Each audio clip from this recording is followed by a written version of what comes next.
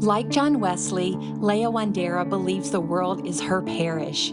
As the first United Women in Faith deaconess in Africa, Leah hopes her work in social justice, advocacy, and public health will serve as a bridge between the denomination and the global community, ministries she feels God called her to do as a layperson in the United Methodist Church. Leah, welcome to Get Your Spirit in Shape. Thank you. I'm so humbled to join you. Well, there's so many things I want to talk about with you today, but I want to start by congratulating you. You're just graduated from Drew University with a Master's of Divinity in Social Justice Advocacy. Yes. Congratulations. That's wonderful. Thank you. My understanding is you were a student speaker. Yes. Tell me about that. So I don't know where to start from because it has been so interesting, but I just thank God on how everything has unfolded through. So I came to United States in January 2020. So January, just barely 2 months before COVID hit, that is the time when I came to start my Master's in Divinity at Drew. I feel like just coming at that moment when the pandemic was. Okay, I hope I don't get emotional with this, but it has been a moment for me to just learn. And I feel like learning through, at that moment when we were having a crisis, there's so much that I have learned and unlearned. And so Masters of Divinity is actually 3 years, but if you do the calculation, you realize that I've done it within less than 3 years. And so just having that time to focus and to study enabled me to just complete and finish it within less than 3 years. And it's so amazing. And then I received an email requesting if I could accept to be the student speaker. And I was like, how? God works in a mysterious way. And so, yes, it was a honor just to be nominated as the student speaker for the theological school.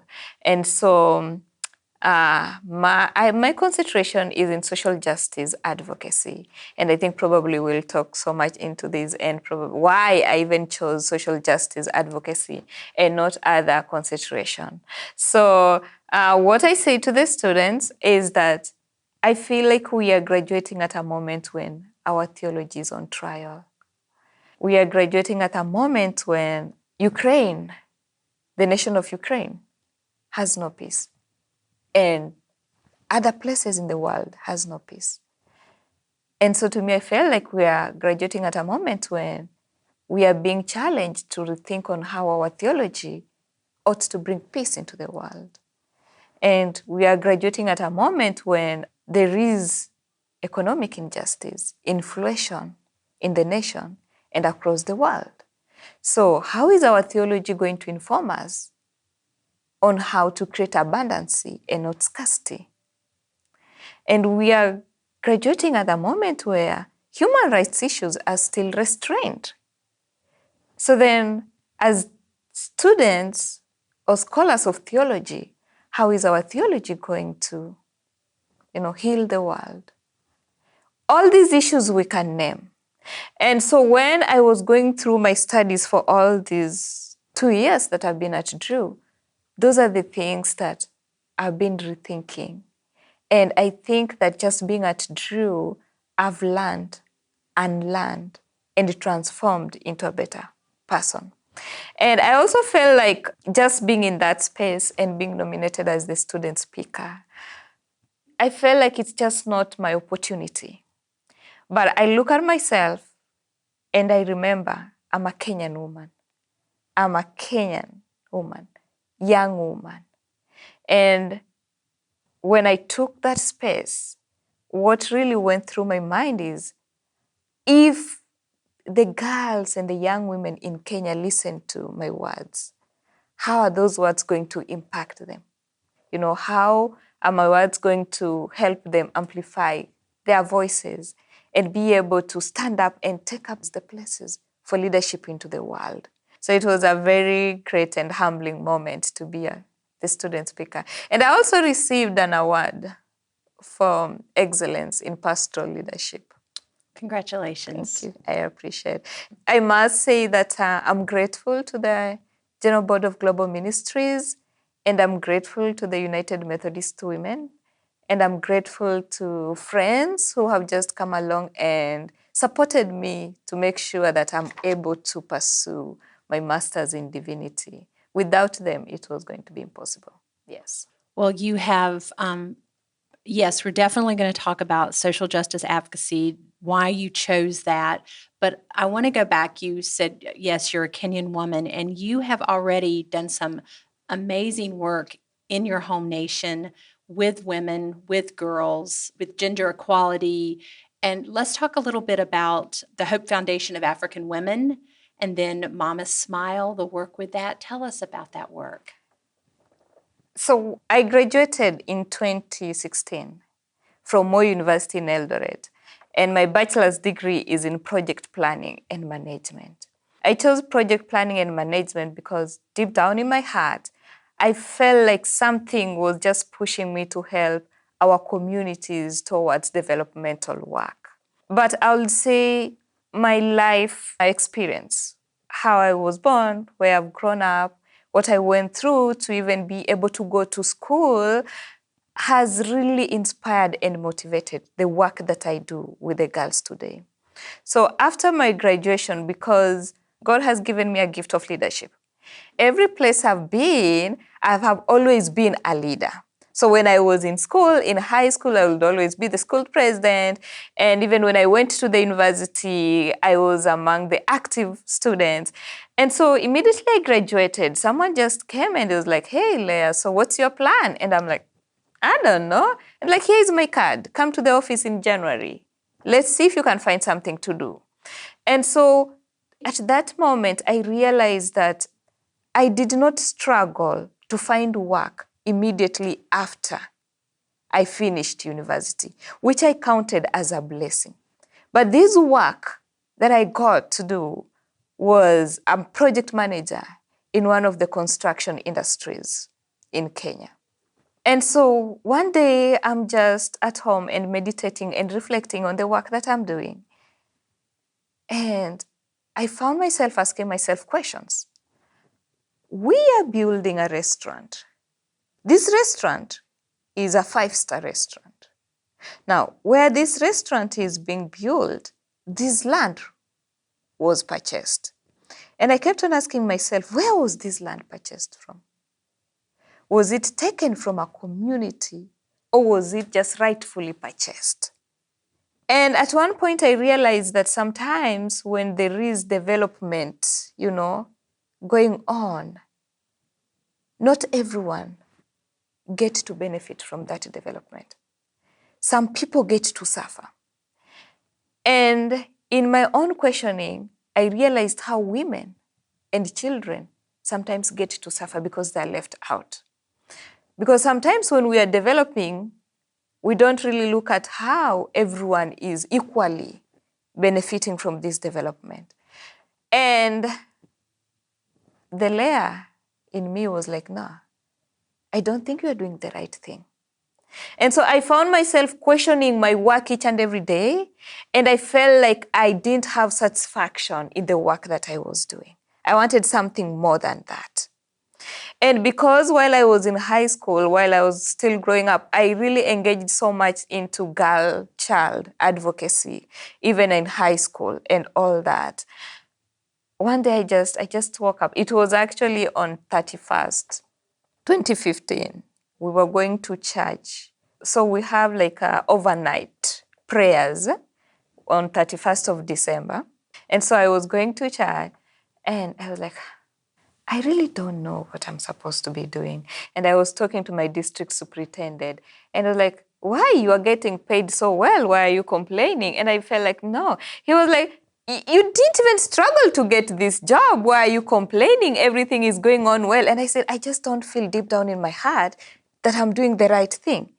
And then he was like, okay, do you know that in the United Methodist Church, we have the Global Mission Fellows program? And I was like, what's that? And he said, here's the link. Go look it up. And so I went home. I looked up on the link. I read about the Global Mission Fellows Program that is under the General Board of Global Ministries, and it was the deadline for application. And so I said that and I'm like, this is something that is really speaking to my heart. But today is the deadline, midnight. How do I do it? How do I do it? And then I told my young sister, I'm like, I looked at the application, there was a long essays to write. But I said, God, if this is where you are leading me to, today I'm not going for the overnight prayers. I'm just going to stay home and work on this application. And I worked on that application and I submitted it 5 minutes to the deadline. And there we go. So that's how I quitted my job and became a young missionary. And I was sent to work in Zimbabwe as a gender advocacy officer from 2016 in July to 2018 in June. General Board of Global Ministry, the Young Missionary Service, gave me that platform to now live what was really into my heart. Like, I wouldn't say it was a calling, but I just didn't know how to bring that calling out. And so that chance gave me a moment to realize that, hey, this is what I'm called into. When I came back in Kenya in 2018, June, one of the requirements as the end service is you have to do an integration program, which is 3 months. And so Hope Foundation for African Women came in as my integration program when I was coming back to Kenya.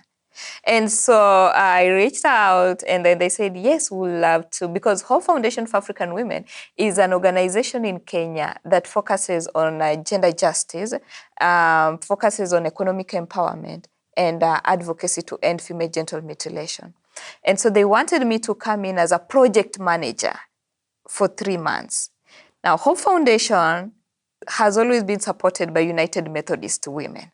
And so when I was ending my service, one of our directors, Judy Chang, Leslie, they were like, hey, look at this organization. I think you can fit into this organization. And I was given that chance. So it was only 3 months. And then the United Methodist Women, now the United Women in Faith, supported me to do a leadership program in Canada for like 2 months, practicing leadership for social change. After, when I came back, Hope Foundation was like, no, we are not letting you go. You have to stay and be our acting CEO. But I told them, I have a goal. I want to pursue my master's in divinity. I won't be here for long, but I can be an acting chief executive officer for this period that I'm here with you. So I was able to work with them. But deep down in my heart, I still felt like I was being called to something different, something beyond economic empowerment. I felt so much touched to work on health issues and education. And so when I was the CEO and I was talking to the board and I was telling them, can we integrate this aspect into the legal mandates? They said, it's hard to expand if we don't have the resources. But I felt, there was just this fire burning in me that I couldn't, And so that is where now Mama Smile came in. But now we changed the name. It's called Wema Health Foundation. Wema is a Swahili word which means well-being. So it came in now to address the health issues and the education aspect of girls. So that is like my lifetime ministry. So all these amazing opportunities are happening for you. What was happening with you as far as your connection with God, what you were experiencing as all of these external things are coming to you? What was happening inside? I can say I'm a fourth born in the family of 7 siblings. And my father is a retired pastor, United Methodist Church. And when I was growing up in this pastor's children family, of course, you would wake up and it's a requirement for you to go to church every Sunday. You are a pastor's kid. You need to show up. You need to be active. You need to participate. But to me, I would say it was more than just being a pastor's kid, because I found myself at such a young age being so active in Sunday school. And being there, who wants to say a memory verse? My hand is up. Like, there was just this joy in me doing these things. And I will say, as a child at that moment, I didn't realize how I felt so much joy in doing them. But I just loved showing up and participating in this. But when I was a teenager and I was going through, so my father was originally Anglican, Church of Kenya, and then he changed and moved to United Methodist. So we were not born Methodist, but born Anglican, baptized in Anglican, but then fully confirmed in 2006 as United Methodist Church. So while going as a teenager, going through the catechism class, we were being taught on how to recite our Lord's Prayer and that social creed. So each and every time I would say our Lord's Prayer, I would ask our teacher, are we just saying it for the sake of saying it? And then he'll be like, yes, you need to memorize it. You need to know word to word, or else you won't be able to, to be blessed and receive the Holy Communion. So the thing was, if you forget the words, you won't receive the Holy Communion. And that was scary because we would memorize because we wanted to receive the Holy Communion. But that questioning to me was, our Lord's Prayer, it's a contemplative action. I just don't sit and say, our Father who art in heaven, hallowed be thy name. Thy kingdom come on earth as it is in heaven.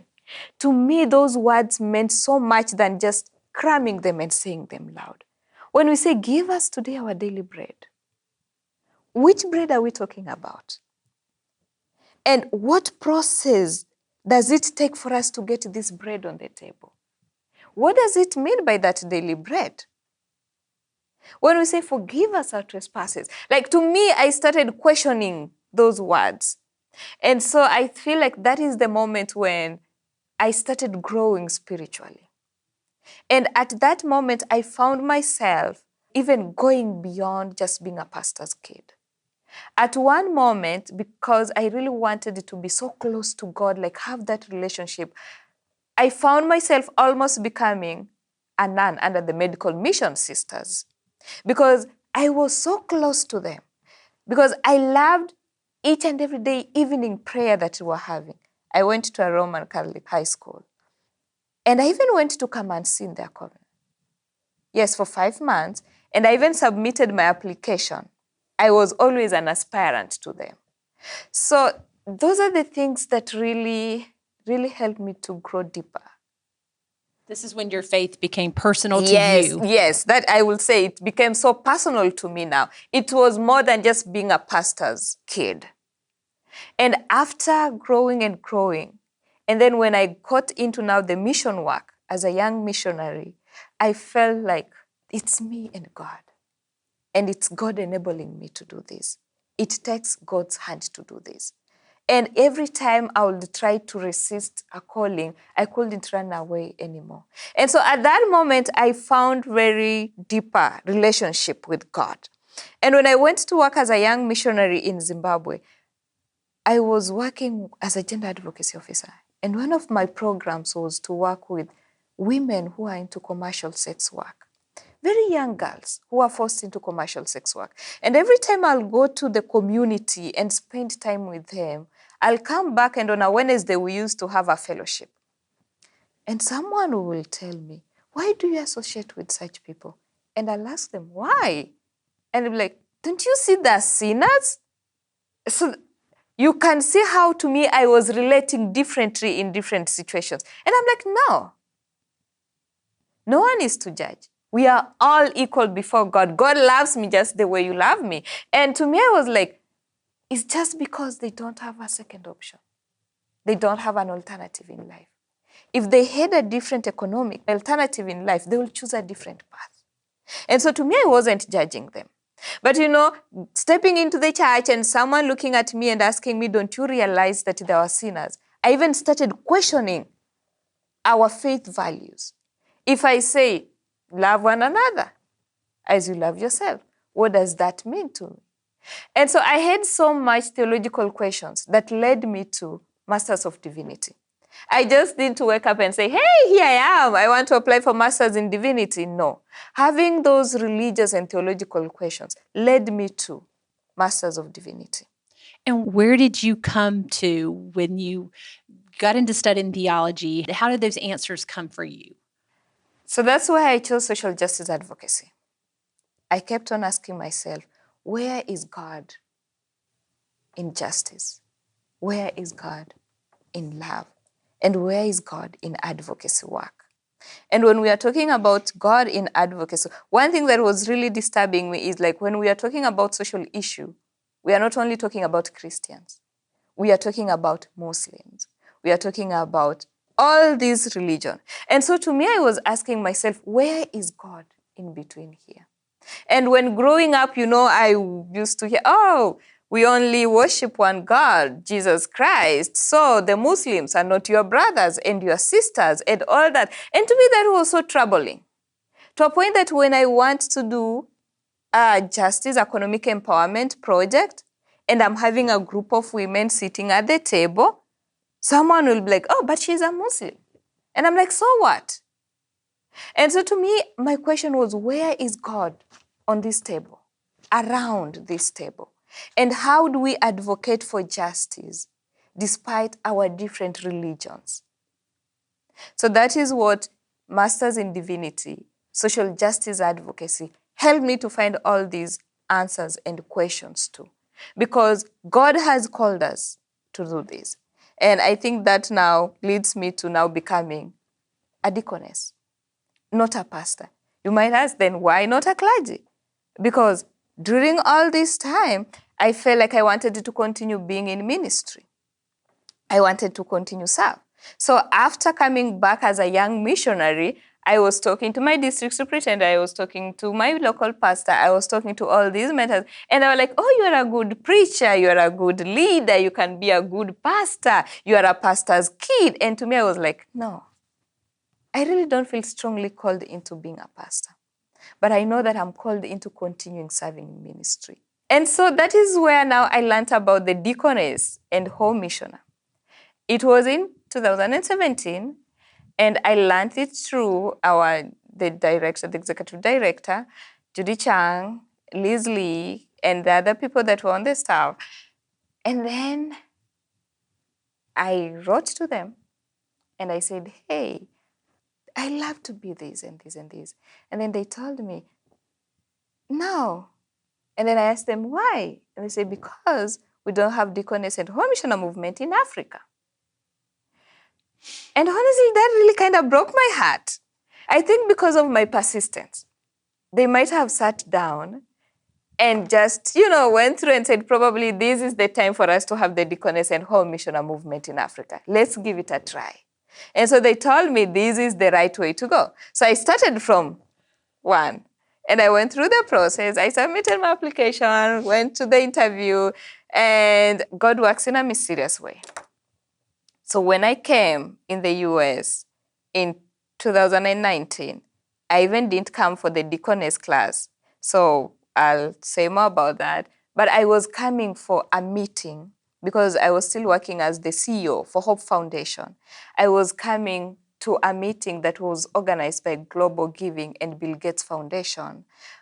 They were trying to work around neutrality paradox because they wanted to continue funding. But how do they continue funding on a neutral point? So it was only a 3-day meeting, and I came to represent the grassroots organizations from our African region. So I'm so lucky that I got that opportunity to come. So when I was here, I told them, I'm here. And they're like, great, we have classes next month. And so they were like, so can you? And I'm like, of course. They're like, are you able to do all this? And I said, yes, God will give me the strength. And so I did my classes and courses, and then the rest is history. In 2021, I got welcomed as the first deaconess from African region. And we have 11 candidates right now. So all the way from Zimbabwe, Kenya, Malawi, Liberia, Nigeria, Cote d'Ivoire. And the movement is now growing and growing. And I just feel like I thank God, because if I had given up, probably today we wouldn't be having the deaconess and home missioner movement in Africa. So just for the record, deaconess identify as lay women, And home missioners identify as laymen, or anyone who is not identifying as a woman or a man. They can still use home missioner. And we are lay in the United Methodist Church, called into a lifetime commitment, a lifetime service.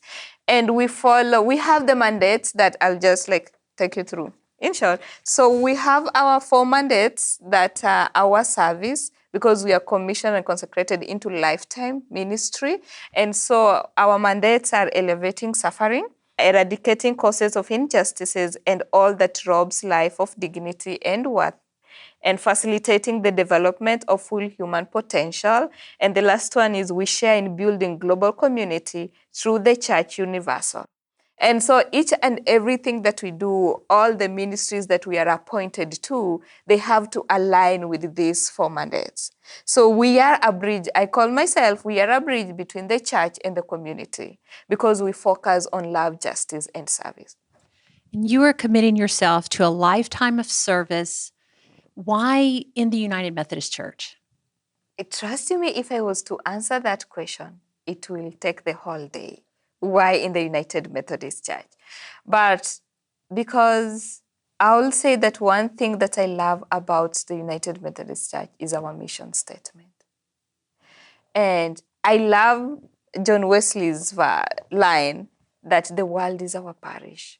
We are called into doing mission and ministry work in the church. And to me, that is what I love most, because mission, ministry goes beyond the pulpit. It goes beyond Sunday. It's on a Monday, Tuesday, Wednesday, Thursday, Friday, and Saturday. And then on a Sunday, I say we celebrate in the church of what we have been doing Monday to Saturday.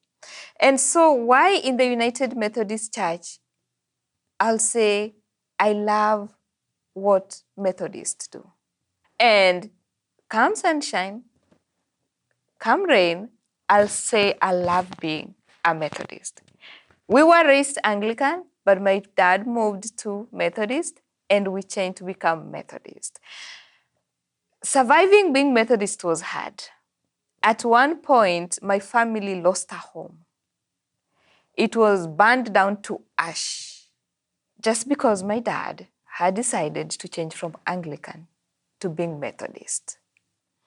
And I think probably that moment also contributed to my spiritual growth and relationship with God, because I kept on asking myself, why do we have to suffer so much in the sake of serving? But the trust and the faith that my dad had in God for working for God, that is what I think I followed. But not being a pastor, but being lay. And I love Methodists because I love the United Methodists because it is giving me a chance to serve as a lay person.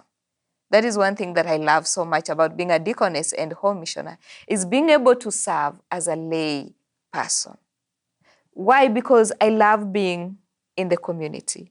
You know, when the pastor is there and all the congregation are seated here and that is what I love being, in the community. And so for me, being a deaconess is the church supporting me to be in the community, to be with the people, and to do the work that I love. And when you're going, you just shared that you're going for another master's. You're starting coursework in September. Mm-hmm. The course of study is? Master's in Public Health. That's right, master's in public health. So all community-based work. How do you integrate your faith? How are you showing your faith in this work?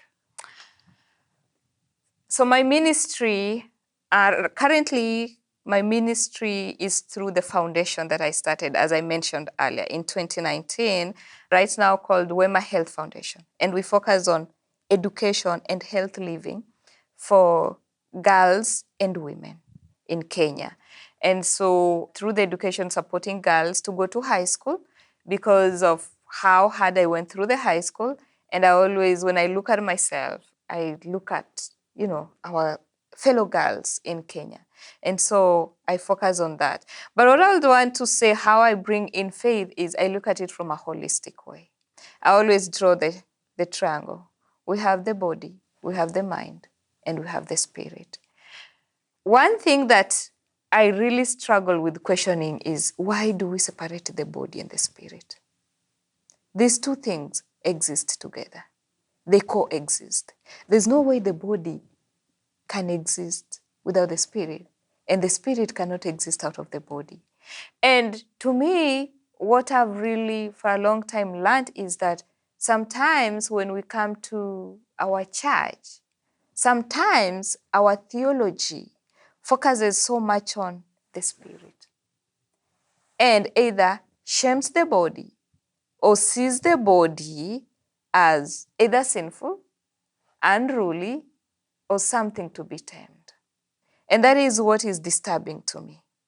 And so through my work and through my ministry and the work that I do is looking at the body, the spirit, and the mind. So bringing them together. Because if my body is well, my spirit is well, right? And if my spirit is well, my mind is well. And so I always look at this thing and I feel like you can't separate them. The body, the spirit, and the mind. You can't really separate them. They coexist.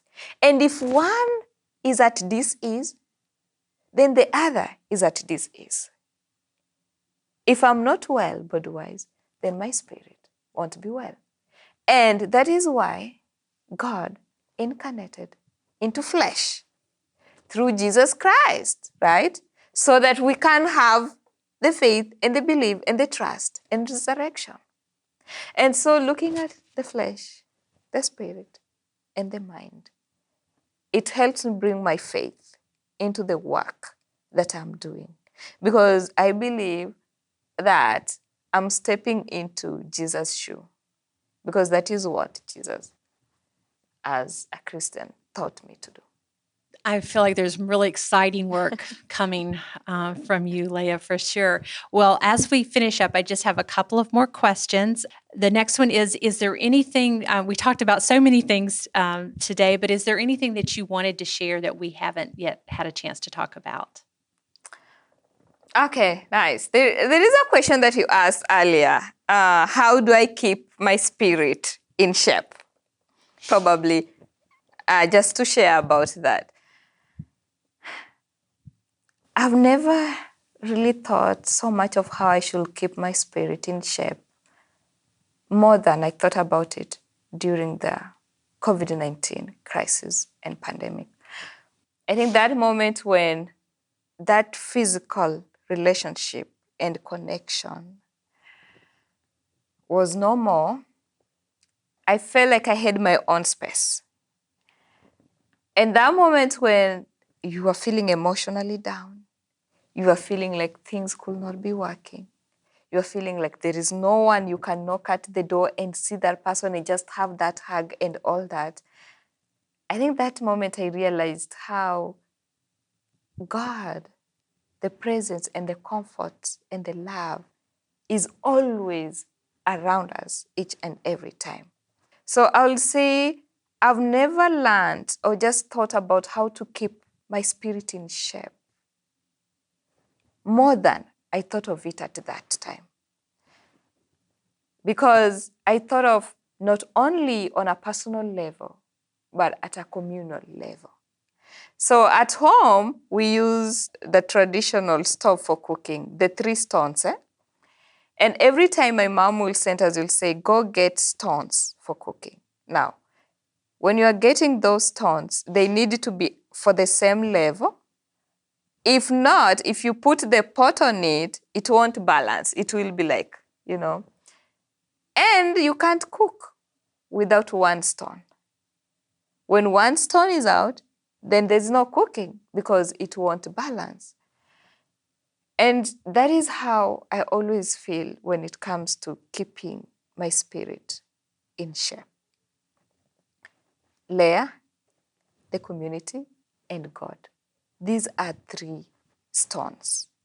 That if one is not there, then I won't be in shape. And so there's those things that I do at a personal level that connects me with God. During COVID, I learned how to sew. And I realized how art is so therapeutic. And I just found myself sewing and sewing. And at that time when I was making masks for people, I felt like, how am I contributing to someone outside there? And when I was making these, I always remembered the story of Dorcas, Tabitha, in the Bible. Why? Because when she died, she was prayed for and she got her life back just because the women were feeling like, she's gone, who is going to make clothes for us? And so I feel like keeping my spirit in shape, it's also connected with the people that I'm around with and God. So I found myself actively participating in Bible studies, contextual Bible studies that help me grow spiritually and help me connect with the people that I'm working with. I have found myself doing what I call swallowship. That's just a name I made up. Swallowship. You know the way we say fellowship, like, being in fellowship with one another, I say swallowship, as in swallowing. So meaning that eating.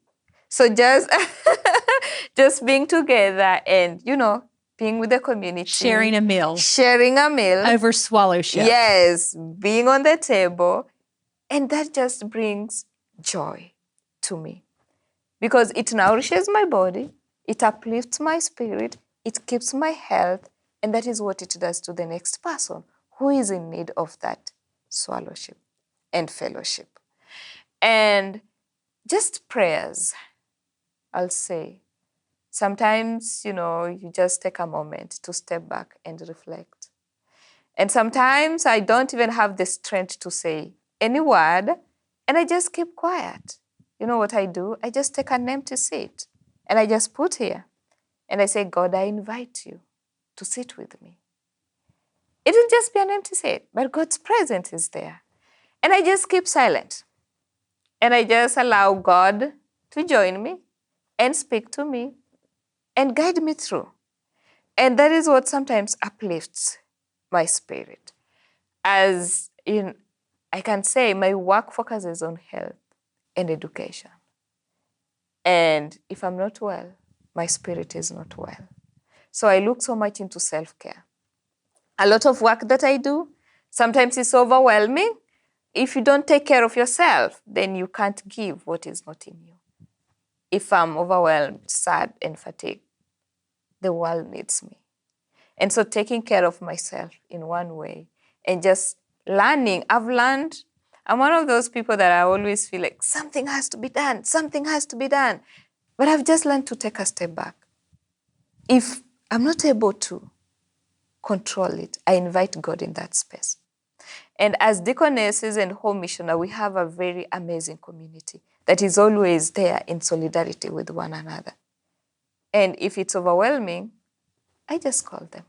I just reach out to so and so and so and so and so. We have sometimes check-ins that we have meetings to just check in on one another.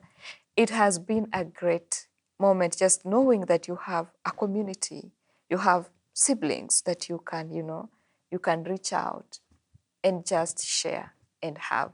So I'll say that really keeps my spirit in shape. And of course, learning, education, knowing more and more. I'm always so curious to learn. And I think I'm always very open to learn. And so just studying, learning, and allowing the Spirit to lead me into the new understanding that I should go, it helps to keep me in shape, to keep my spirit in shape. Leah, thank you so much for being with us on Get Your Spirit in Shape. It's just been a delight to get to know you and hear more about the Deaconess program and about your work and just all that you do for the United Methodist Church. Thank you. Thank you so much. That was Leah Wandera, who started the United Women in Faith's Deaconess and Home Missioner movement in the Africa region, as well as being the first deaconess appointed and serving in Africa. To learn more about Leah and her ministry, go to umc.org/podcast and look for this episode. In addition to the helpful links and a transcript of our conversation, you'll find my email address so you can talk with me about Get Your Spirit in Shape. Thank you so much for joining us for today's episode of Get Your Spirit in Shape. I look forward to the next time that we're together. I'm Crystal Cavanis.